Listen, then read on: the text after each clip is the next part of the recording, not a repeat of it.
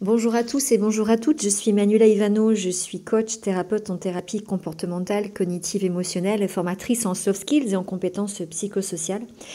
Je vais aujourd'hui vous faire une nouvelle présentation sur le schéma d'abandon, puisque la thérapie des schémas fait partie de la thérapie de la TCC, la thérapie comportementale, cognitive, émotionnelle. Je vais vous présenter en fait dans cette vidéo, sous forme de présentation, la description du schéma, les besoins, la famille, le type de famille et les origines, les 3 comportements qui alimentent le schéma, la coexistence avec d'autres schémas, puisque nous avons rarement un seul schéma, et puis la thérapie qui est la plus appropriée et qu'on va retrouver finalement un peu sur beaucoup de schémas, même si après il y a des actions différentes en termes de comportement. Voilà ce que vous allez retrouver dans cette vidéo. Alors le schéma d'abandon va déformer en fait, via des biais cognitifs, va déformer un petit peu notre vision de la réalité et de ce qui se passe. Et dans le schéma de l'abandon, on va retrouver des croyances et des perceptions constantes que les autres ne seront pas toujours là pour nous. Alors, soit parce qu'ils seront instables, émotionnellement, distants, ou imprévisible, c'est-à-dire avec des montagnes russes, une fois je suis bien, une fois je suis pas bien. Soit parce que l'on a peur qu'il meure, ou soit tout simplement on a peur qu'il nous abandonne pour mieux que nous. On va aussi retrouver la conviction que les personnes significatives ne seront pas toujours là comme source de soutien émotionnel, d'attachement ou de protection. Donc le sujet va avoir vraiment des difficultés à créer des liens stables et durables avec les autres parce qu'en fait il y a eu des liens d'attachement insécures dans l'enfance et que donc il aura lui-même du mal à créer des liens de sécurité et stables. L'instabilité ou la distance des partenaires ou des amis de l'autre sont très très mal vécus et en fait seront vécus comme un abandon. Dans le schéma d'abandon, on va retrouver des besoins fondamentaux affectifs, des besoins qui n'ont pas été nourris dans l'enfance et donc il va y avoir une quête de ces besoins. On va retrouver la sécurité, la stabilité et la prévisibilité. Alors dans la stabilité et la prévisibilité, on va retrouver aussi tout ce qui est stabilité émotionnelle et prévisibilité émotionnelle. Quelqu'un qui fait vivre, voilà, si vous vivez avec quelqu'un qui a des montagnes russes émotionnelles en permanence, vous allez forcément vivre très régulièrement l'angoisse, un sentiment d'insécurité, avec probablement la perception que cette personne ne restera pas avec vous, ou en tout cas ne pourra pas nourrir vos besoins fondamentaux de sécurité. Alors au niveau des familles et de l'origine de ce schéma, l'erreur commune, c'est de penser que quand il y a un schéma d'abandon, c'est forcément qu'il y a une histoire d'abandon, c'est-à-dire qu'on a été abandonné. Oui, effectivement, ça va arriver. Si on a été abandonné, il y a de fortes chances que l'on ait développé un schéma d'abandon. Mais pas que. On va retrouver toutes les familles qui sont instables. Donc, on va retrouver des familles où il y a eu du divorce, de la séparation, des déménagements, les placements d'enfants. Et on va retrouver effectivement soit l'abandon direct, soit l'abandon d'un proche. C'est-à-dire qu'on a vu peut-être une tante, une sœur qui a été abandonnée et on s'est retrouvé impuissant devant cette situation. Donc on a vécu la situation d'abandon mais indirectement. Il va y avoir aussi des familles où il y a beaucoup d'imprévisibilité dans les émotions, donc des colères intenses et aussi de la distance, des montagnes russes en fait émotionnelles. Et puis des familles où il y a un manque de disponibilité des parents, d'un parent ou du parent ou des parents. Donc soit un décès du parent qui va être associé à une certaine forme d'abandon, la maladie, dépression d'un parent, ou bien un ou des parents qui travaillent de manière intense et qui sont très peu présents et effectivement l'enfant peut aussi subir ce manque de présence comme un abandon.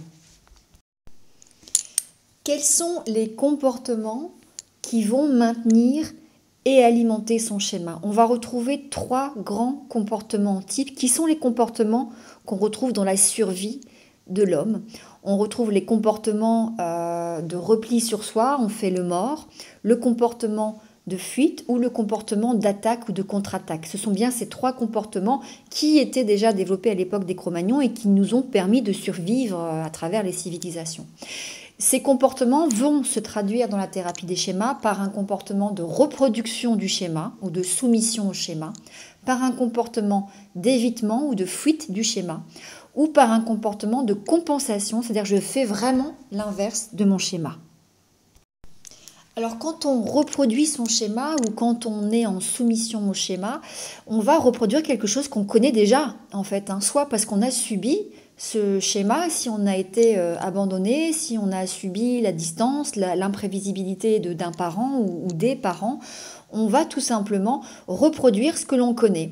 Donc on va attirer à soi des personnes instables, distantes, imprévisible et cela va nous mettre forcément en insécurité. En tout cas, cela va mettre la personne qui a un schéma d'abandon en insécurité. Alors, il faut prendre ça aussi avec beaucoup de précaution, c'est qu'il y a bien une interprétation du comportement instable et distant comme un comportement d'abandon. C'est-à-dire, en somme, certaines personnes sont distantes ou sont instables et c'est leur droit et elles fonctionnent comme ça.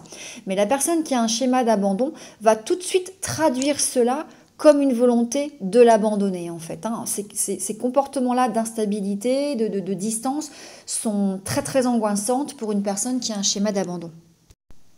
Le deuxième comportement type, c'est donc l'évitement, la fuite du schéma. Eh bien, je vais dans ce cas-là fuir toutes les relations intimes, en tout cas dès qu'une relation devient vraiment intime, fusionnelle, où il y a un intérêt très fort pour la personne, je vais la fuir. Comme ça, au moins, j'évite d'être abandonnée, c'est une forme de protection. J'évite aussi de parler de moi, de ma vie, de mes sentiments pour ne pas être rejetée.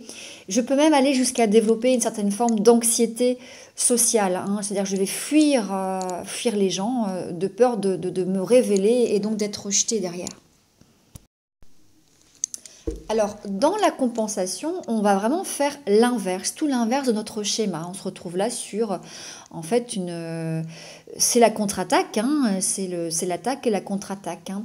On va faire l'inverse du schéma, c'est-à-dire que la personne qui a un schéma d'abandon va complètement abandonner les autres. C'est une forme de protection. Si j'abandonne les autres avant, je me protège d'une certaine manière de l'abandon.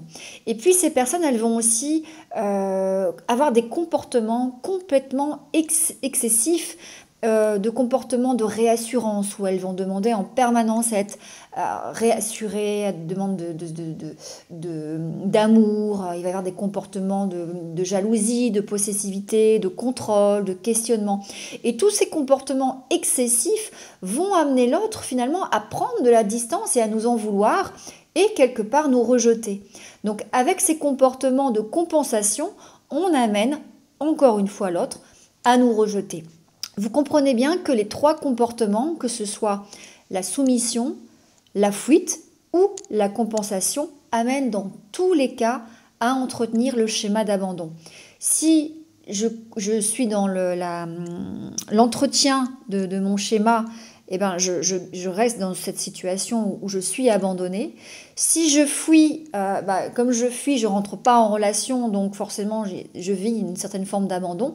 Et quand je compense, j'ai des comportements tellement excessifs que j'amène les autres à me fuir, à prendre de la distance, et je nourris aussi mon schéma d'abandon.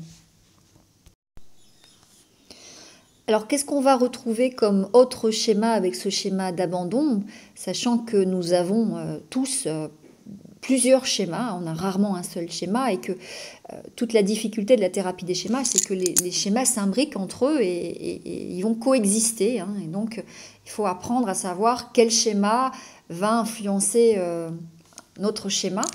On va retrouver par exemple les schémas d'imperfection, les schémas d'idéaux exigeants, donc de perfectionnisme, de méfiance, d'abnégation ou d'assujettissement. Alors, pour vous donner un exemple concret, si vous avez un schéma d'abnégation donc qui est je m'oublie complètement, hein, j'écoute les besoins des autres et j'oublie mes propres besoins, et que vous avez aussi un schéma d'abandon, eh bien vous allez utiliser le schéma d'abnégation comme une stratégie pour vous protéger de l'abandon. Si je fais tout ce que les autres me demandent et si je réponds aux besoins des autres et si je m'oublie, eh bien, en tout cas, je risque d'être aimée davantage et surtout, je ne risque pas d'être rejetée, je ne risque pas d'être abandonnée. Nous voici arrivés sur la fin de cette vidéo avec peut-être le plus important pour vous, la thérapie. Alors, comment on intervient dans la thérapie des schémas? Moi, personnellement, j'utilise beaucoup forcément les TCC, l'aspect cognitif et comportemental. J'utilise un petit peu moins les modes, je dois vous le dire. Enfin, si je me sers des modes, en tout cas, je m'en sers avec l'analyse transactionnelle sur le mode parent, adulte, enfant. Alors, au niveau de la thérapie, on va d'abord apprendre à identifier toutes les pensées dysfonctionnelles qui sont reliées au schéma. Et on va les restructurer. Par exemple, une pensée dysfonctionnelle pourrait être « si elle ne me répond pas dans la journée, cela veut dire qu'elle veut m'abandonner ». Si il n'a pas fait de bisous ce soir en rentrant, c'est qu'il a dû rencontrer quelqu'un aujourd'hui de mieux que moi et c'est sûr, il va m'abandonner. Ça, ce sont vraiment des pensées dysfonctionnelles qui ne sont pas rationnelles. Donc, on va apprendre à repérer ces pensées, à les associer au schéma, c'est-à-dire que savoir que quand on pense ça, c'est en fait notre schéma là qui est en train de s'activer et on va apprendre à les rationaliser. Donc, rationaliser, ça veut dire, en gros, essayer de détruire cette croyance et cette pensée automatique avec des arguments pour, des arguments contre, des preuves. On va jouer à l'avocat du schéma ou contre le schéma. Il y aura des fiches thérapeutiques qui peuvent être construites pour pouvoir travailler sur le schéma. Ça, c'est toute la partie cognitive. On va essayer de comprendre le lien entre les émotions, les pensées et les besoins affectifs fondamentaux, parce que dès qu'il y a des pensées, il y a des émotions, et souvent les émotions apparaissent quand il y a des besoins affectifs qui ne sont pas nourris. On va bien sûr identifier tous les comportements qui alimentent le schéma. On va analyser les coûts. Alors les coûts, ça va être les coûts en argent, en temps, en image de soi, en angoisse, en vie sociale. Voilà. Qu'est-ce que ces comportements vous coûtent en fait comme inconvénient, et on va essayer de trouver des comportements qui soient plus appropriés et plus sains, qui vont en fait couper le cercle, en tout cas transformer le cercle vicieux en cercle vertueux. On va travailler sur l'affirmation de soi, et ça j'ai remarqué moi dans beaucoup de schémas, il y a complètement un manque d'affirmation de soi, donc on apprend d'abord à identifier ses besoins.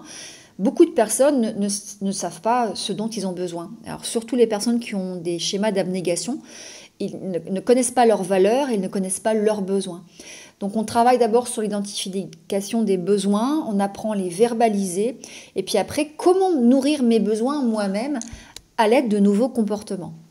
Il va y avoir en thérapie toute une partie reparentage. Alors la partie reparentage, on va la retrouver dans la posture du thérapeute, qui doit forcément jouer le rôle du parent. Si on a affaire à quelqu'un en face de soi qui a un schéma d'abandon, il faut être sécurisant et rassurant, puisque la personne qui a ce schéma, surtout si le schéma est très ancré, va forcément aussi développer la peur que vous l'abandonniez en tant que thérapeute.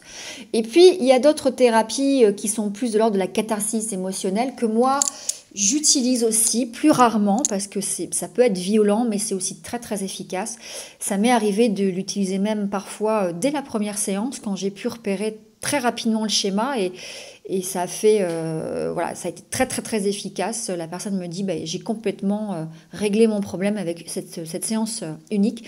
Mais j'évite vraiment je le fais quand je sens que je peux le faire, quand j'ai aucun doute sur le schéma et quand je sens que la personne est prête, parce qu'il y a quand même, c'est très intense, on revit les scènes du passé et on vient nourrir les besoins à travers l'intervention du thérapeute ou de l'adulte, de l'adulte, du patient adulte, soit en imagerie, soit avec des chaises vides. Et puis bien sûr, il y a toujours la relaxation, la pleine conscience, qui reste des musts de toute façon de la thérapie de la TCC et surtout troisième vague. La relaxation pour tout ce qui est gestion des émotions, la pleine conscience pour réorienter son attention, et peut-être aussi au niveau des pensées et des émotions, sur autre chose et se concentrer pleinement sur le moment présent. Voilà, cette vidéo, cette présentation est terminée. J'espère que le schéma d'abandon sera maintenant plus clair pour vous avec ces quelques précisions en texte et en images. Si vous avez un schéma d'abandon, eh bien, je vous invite à peut-être vous concentrer sur ce que j'ai mis au niveau de la thérapie. C'est bien sûr toujours plus simple d'être accompagné d'un thérapeute qui connaît bien le schéma et qui va vous aider à identifier vos pensées, repérer vos schémas, d'avoir des outils concrets pour pouvoir travailler sur vos pensées, vos comportements. Voilà, prenez soin de vous. Si vous avez des questions, n'hésitez pas à me poser vos questions. Alors, peut-être pas sur la chaîne YouTube parce que je n'arrive pas à y répondre. Je ne sais pas ce qui se passe. Mais peut-être sur la page Facebook, j'y répondrai avec grand plaisir. Prenez soin de vous. À très bientôt.